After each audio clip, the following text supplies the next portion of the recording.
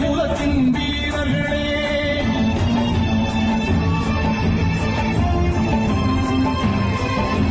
கண்ணியம் மிகுந்த ஐயாவின் கருவிழி அதிர்ந்து வருகின்ற பாதையில் உடல் பொருள் சொந்த உயிரையும் தந்தது வன்னிய குலத்தின் வீரர்களே.